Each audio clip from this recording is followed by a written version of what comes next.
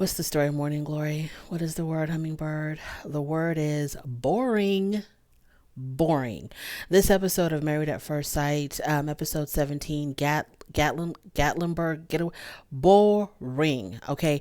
I never fall asleep during a show that I'm actively reviewing and taking notes on. Y'all, I was falling asleep during this episode. It was so boring. I don't even want to do like a recap like the way I normally do. I just want to talk because I need to do something to stay up, to stay awake, because watching it was boring, and talking about it is already beginning to bore me. So let's just go through couple by couple. Let's talk about Shaquille and Kirsten. Okay, Shaquille and Kirsten in the after party, it was Kirsten, Clint, and Eris. And Kirsten said that with her and Shaquille, they take one step forward and 10 steps back. And she also said that when they left the retreat, she didn't feel like anything had gotten better between them. Shaquille and Kirsten are like the biggest tease that I've ever seen on Married at First Sight, because things will happen and you're thinking to yourself, oh, wow, they're making progress. They're moving forward. And then before the episode is over, you're like, oh, okay, so they really don't like each other. I think Kirsten is expecting to be spoiled. Kirsten, first of all, wanted a very manly man. She wanted a man who was probably tall, dark, and handsome. A man who was very like in control, very dominant man. A man who, could spoil her, shower her with gifts, compliments, love and affection, and also, take that lead. I think that's what she was expecting. And then she got Shaquille, who from the very beginning, I felt like Shaquille kind of lost his footing on how to deal with Kirsten, and he's never really been able to regain that footing. And I think it's sort of wearing on her that she's waiting for or expecting him to become a lot more masculine than what he is. Kirsten simply wants a very masculine guy. Even though Kirsten might like the finer things in life, like she's expecting her husband to buy her a house and all of that craziness, I think Kirsten would trade a man with Shaquille's income, to get somebody a little bit more rough around the edges, a little bit more masculine. Someone she would probably trade in Shaquille and his white collar job. He probably is easily making six figures, and she'll probably get with a 5-figure kind of guy, working a blue collar job, if he could give her that masculinity that she's seeking in her partner. I think Kirsten, just wants to be spoiled, and she wants a Paul Bunyan kind of guy. And she probably thought that she really wanted a man who had a great education and who made a lot of money and who was really smooth and knows how to dress and had a great corporate job. Even though his job isn't necessarily corporate, I think he's more in the he works in education. I think that's what she thought she wanted. But dealing with Shaquille, I think she would probably take a plumber, a mechanic, a garbage man, somebody who can give her that roughness that she likes or that she wants, and she would sacrifice a 6-figure salary for a guy like that. And I think that's what the issue is. And I think that Shaquille knows that he doesn't know what to do with it, because he knows that he can't be the man that Kirsten is looking for. It's just not him. He's very metrosexual. They probably share the same beauty products, and he doesn't want to get his hands dirty, and he doesn't want to, fix toilets and all that other stuff when he can just pay someone to do all that stuff. He's not that kind of guy. And I think that's what Kirsten is looking for. I think that's exactly what she's looking for. And I think that's going to be their problem. And Shaquille sees, and because she's giving off this vibe that he's lacking in something, he doesn't really see her the same, because in the beginning, it seemed like Shaquille was just, struck by her. Like he thought that she was, the bee's knees. But as their relationship has progressed, I think he's beginning to kind of wane off a little bit. He's beginning to kind of like distance himself emotionally from her, because they're just not going to connect. And when they talked about who was he with, I think after they got done doing the physical activities on their first day or second day there, excuse me, and they had broken off into groups and they were talking about their relationships. I think it was at that time when Shaquille said that he really wanted Kirsten. We're back to that damn trip. We're back to the trip. He tells Clint and Jasmine that he really wanted Kirsten to want to come to the trip, because when he told her about the trip, according to Shaquille, when he told her about his business trip, she was like, okay, I'll go ahead and put it on my calendar so I don't forget. And I don't know what it was, but he said that she didn't seem like she wanted to come. She kind of acted as if she was obligated to come because she's his wife, and he wanted her to want to come with him. So, and then when they were having a conversation and she said to him, we're going to need to have a lot more conversations, and we're going to have to get a whole lot deeper. And he's like, but that's what we've been doing this whole entire time. Like, I don't understand it when she says that, because Shaquille has no problem getting deep and having long drawn out conversations. I mean, he doesn't want to talk until 3 o'clock in the morning, because in the after party, he says sometimes she wants to talk all night long and he has to go to work, and they're up at 3 o'clock in the morning and he has to be up by 6, and that's just not going to work. And, well, he didn't say that at the after party. Kirsten said that at the after party, that, I think when they asked her, so are you up, every night, keeping him up until 3 o'clock in the morning? And she says, no, it doesn't happen that often. It's only happened like 3 or 4 times or whatever. Anyways, so Shaquille is like, we have been talking, I have been trying to get deep with you. I think with Shaquille, he's like, you keep on talking about how we need to have more conversations. Honey, we've been having conversations. And I feel like Kirsten is only saying that because she's trying to find an excuse to not make this marriage work, to not say yes on decision day. So she's creating these problems, or she is making it seem like they're having these problems, but they're really not. But I don't think she's going to say yes on decision day. And so she's already laying down the foundation of why she's going to say no. And it's going to be, oh, we didn't talk enough. We didn't have enough conversations. We really didn't try to get to know each other. Because every time she says we need to have more conversations, we need to talk more, it's like, girl, you're the one that was closed up. You're the one that had the walls up. He was always wanting to talk to you. And then the fact that he still hasn't met any other members of her family, that's still weighing on him, and he's not understanding why. And probably because she doesn't want her family and Shaquille to like really get along and like each other. And then they're going to get on her case where she says no on decision day. I think that's the real reason why she's keeping him from her family, because her family is going to meet him and they probably are going to end up liking him. And then when she has to say no on decision day, they're probably going to give her hell about it. So, yeah, I'm tired of constantly watching Shaquille and Kirsten battling these invisible marital demons, because I really don't see what the problem is, other than that Kirsten just doesn't want to open up. She just doesn't want him to meet her family. I think it's Kirsten that's keeping this relationship from moving forward. And I think she talks a good game on camera, but I think behind the scenes, she's not really 100% with him. Let's move on to Eris and Jasmine. So this episode, Eris and Jasmine actually did really well, because in the last episode at their dinner, Eris had told the whole entire group that he was really impressed by Jasmine for sticking it through as long as she has, and for putting up with him, and that she's shown so much grace and he really admires her, and she's just shown how strong she's been, because he knows that he's been a challenge for her. Okay, fine. So he's acknowledging that, yeah, I see the work that you're putting in. I see the patience that you have. I understand what you're dealing with, because I haven't been the best.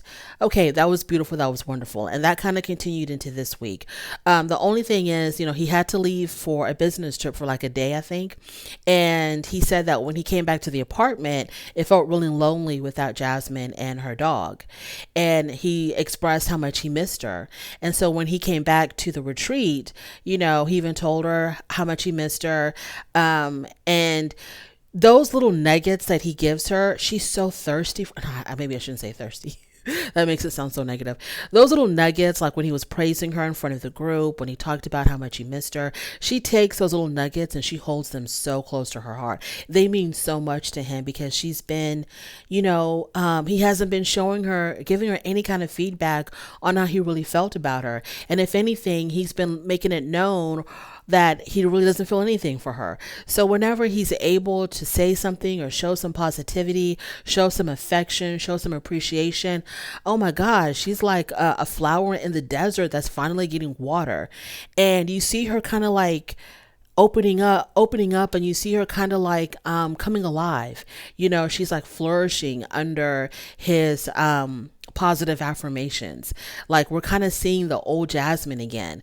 And I don't know how it's going to work out. I think because every time if I see like an article headline referring to this season's cast and what they're doing now after decision day and whether or not they're still together, I try to avoid reading those articles because I don't want to know beforehand. But I think I came across a headline that kind of hinted at the possibility that Eris probably, Eris and Jasmine probably didn't last, but I'm not sure.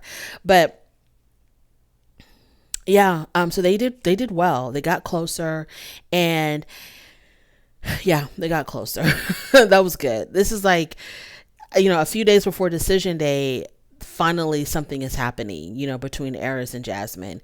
And it's because she finally did what he wanted her to do, which was to react, to come alive. If something is bothering you, say it. Don't just gloss over it, brush it under a rug, act like it's not happening, avoid the situation. Get deep into it. If I'm making you mad, let me know that you're mad. If I'm doing something you don't like, let me know that you don't like it. So she's finally like reacting and having, some type of like a human reaction to life. And so that's what he's appreciating. Moving on to Clint and Gina. Okay, Gina kind of makes me upset because Clint, I really don't have a problem. Nobody is perfect. Nobody's perfect. We saw the clip that they're going to show at next week's episode where she's telling the experts that his jokes are a little bit too crass, and she gets like really cringy and secondhand embarrassment. I don't know, like, you're complaining because your husband likes to joke around. He likes to, tell adult jokes in the company of other adults. And you're talking about how that's really cringy for you and you get secondhand embarrassment. When, yes, sometimes Clint can kind of go overboard, but I think Clint is just who he is, and he just wants to have a good time, and he just wants to have fun. And I don't see anything wrong with Clint. I mean, I can see why she's getting kind of annoyed, but that's not enough for me to make a comment. I mean, everybody has that moment, and he has a lot of those moments, but everybody's been in that situation where they said a joke that was a little bit offhand, where you kind of acted in a way that you felt like you shouldn't. Everybody has been cringeworthy at some point in their life. And to me, it's not a big deal when it's in the name of having a good time and in the name of fun. And just like he can be really serious when he needs to be, yeah, he likes to joke around. He likes to be the life of the party. He's a little bit awkward. And I think those are the things that make Clint Clint. It makes him unique. But, Gina don't like it. So when she found out that one of her stylists, when she had to let go of one of her stylists, and in the after party, he tells us that what happened was the whole entire salon had a trip to Arizona, I think. Everybody was going to be going to Arizona for business. And one of the girl that got fired didn't want another girl to go on the trip. And so she made a really big deal about it, made a big stink about it. And so Gina had to put her foot down and say, hey, we're all going. So the girl that got fired, I think, wasn't going to go or something like that. I don't know. She was really ruining the vibe of everybody else because she didn't like this other particular girl at the salon. And so Gina had to let her go.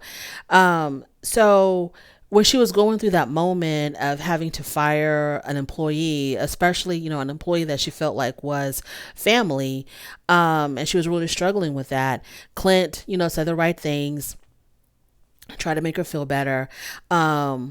And the after party, they said that he really acted like a husband at that moment, being there for his wife.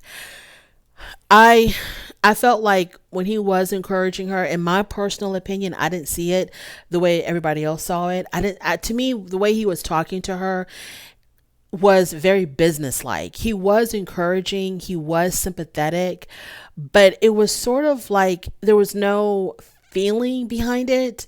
Like, he could have been saying that to anybody. You know what I mean? And if I'm going through something, that is like causing me a lot of distress and my husband is trying to calm me down, I would like for him to talk to me in a way that he wouldn't talk to like a business associate if they were going through the same thing or something. I don't know. He said the right things. He didn't do anything wrong. I just felt like with them being husband and wife, I wanted more feeling behind it. He didn't have to walk over and hug her and pick her up and cradle her, but I just wanted something more, just a little bit more from him. But their dynamic isn't like that. Their dynamic is very friend based. There's no emotion in their relationship whatsoever. They're just, a couple of buddies who are living together, they're roomies, and that's about it. There's nothing else between Clint and Gina.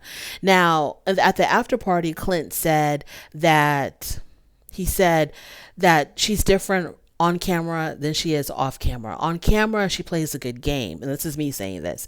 On camera, this is what I gathered from hearing him. Like on camera, she seems like she's really into it. She's really involved. She wants to make it work. She says the right things, but off camera, she could care less. He said that she doesn't have any reaction to anything off camera. And she's just very distant. She's not putting in any effort. And it's difficult for him to act like a husband with someone who really doesn't want to act like a wife. And on camera, she said that he's never really treated me like a wife. And Clint is saying, I don't treat her like a wife because she doesn't act like a wife. And Eris even put in his 2 cents at the after party. And he said that, I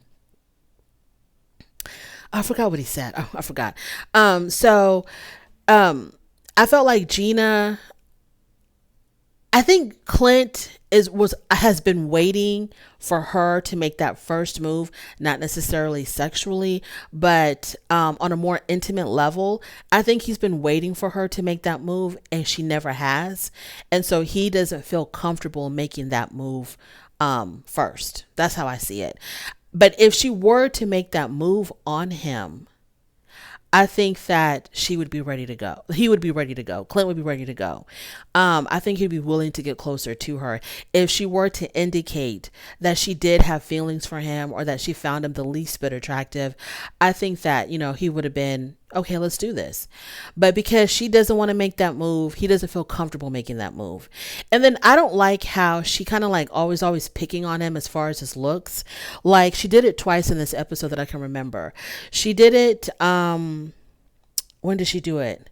She's always making, little quips about his hair. She's always saying something about his hair. How, she's basically indicating she doesn't like it. She thinks it's outdated.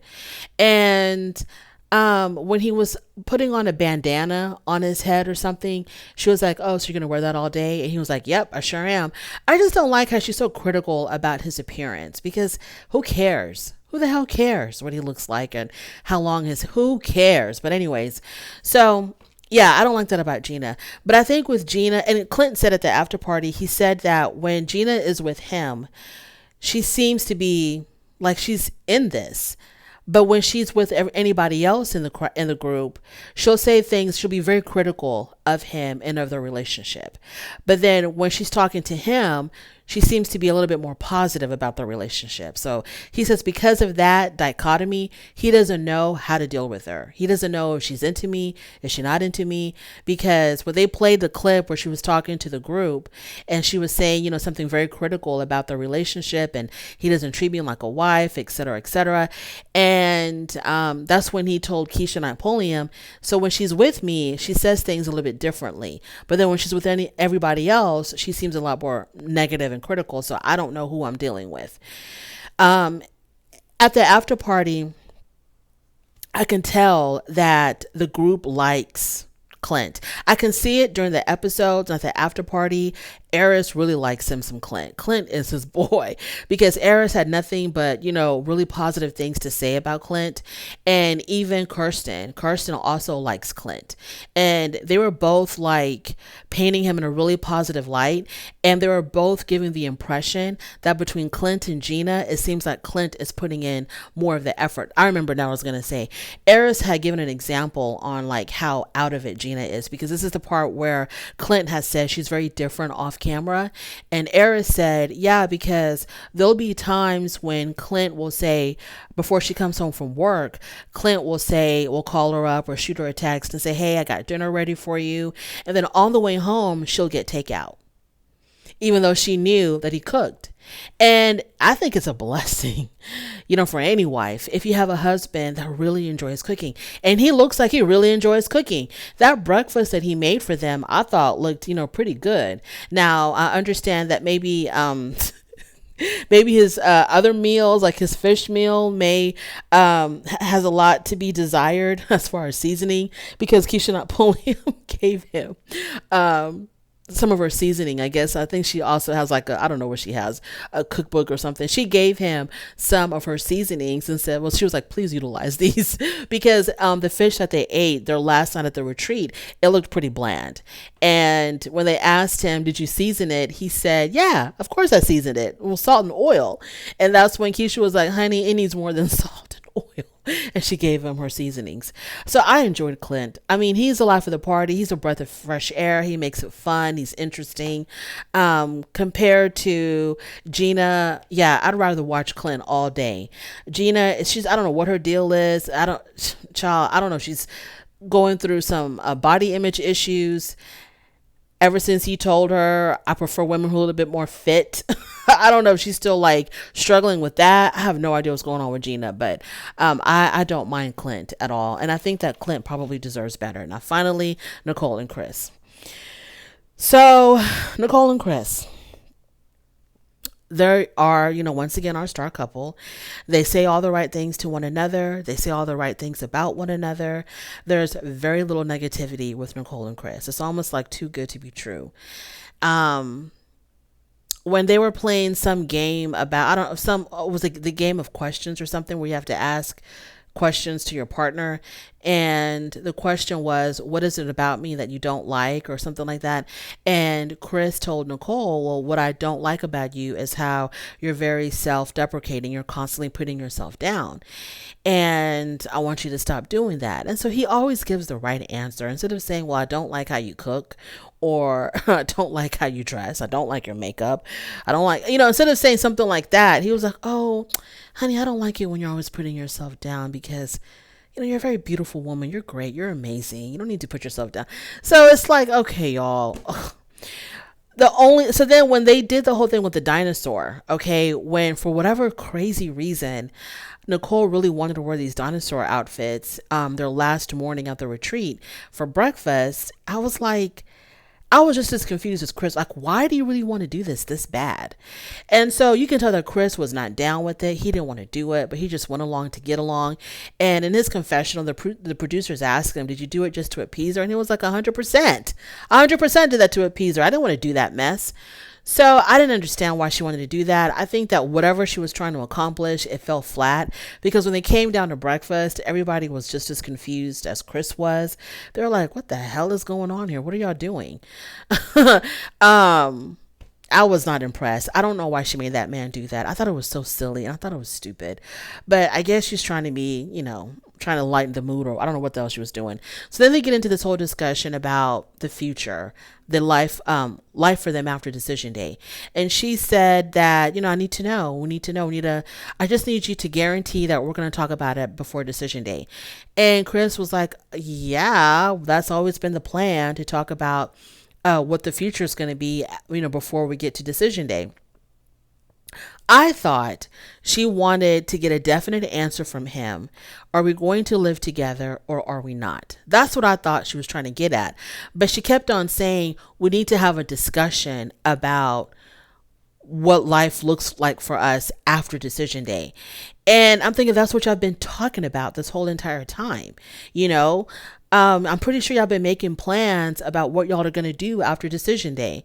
So what are you talking about, Nicole? Why don't you just ask him what you want to know? Did you change your mind about us living together? Because Chris had said earlier that he did not want to rush into them living together after decision day. He wanted them to still, I think he even said not only just to live out their leases, but to renew their leases before they move in together.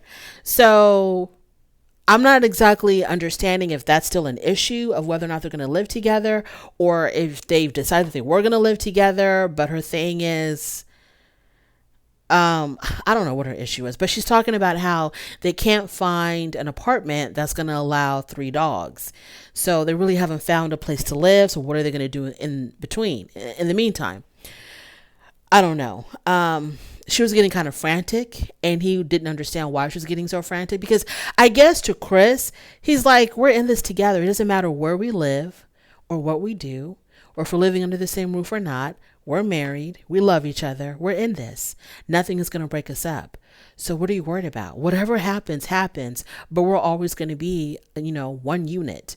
So I guess he doesn't understand why she's panicking. And of course, to her, she's thinking, well, if he's not rushing to live with me right after we leave the stage on decision day, then he doesn't want to be with me. And this is a red flag. And what are we going to do? Does this mean he wants to break up with me? I don't know what's going through her mind. I have no idea what's going on there. But yeah, she was getting kind of frantic. The dinosaur costume idea was stupid as hell. Let's not do that again. Other than that, Nicole and Chris, they're always the perfect couple. They're the star couple. And there's nothing wrong with their relationship. They're doing just fine. Yeah, that's all I have to say. I can't believe I've been able to stretch this review or this discussion out to 26 minutes, because it was brutal. It was so brutal to watch. I don't like to constantly compare the two, because I probably, people are sick and tired of me comparing the two. But Married at First Sight UK, it's like boom, boom, boom, boom, boom. It goes a lot faster. There's a lot more going on. People don't get along, and people don't want to be together. They're out. Next thing you know, a new couple has replaced them. So you're constantly seeing new faces, experiencing new issues. I love Married at First Sight UK. I love it. Married at First Sight USA is just, oh. Anyways, thank you so much for joining me. I really do appreciate it. On your way out, please don't forget to rate the video. If you like this content, go ahead and subscribe, and I'll definitely talk to you later. Bye.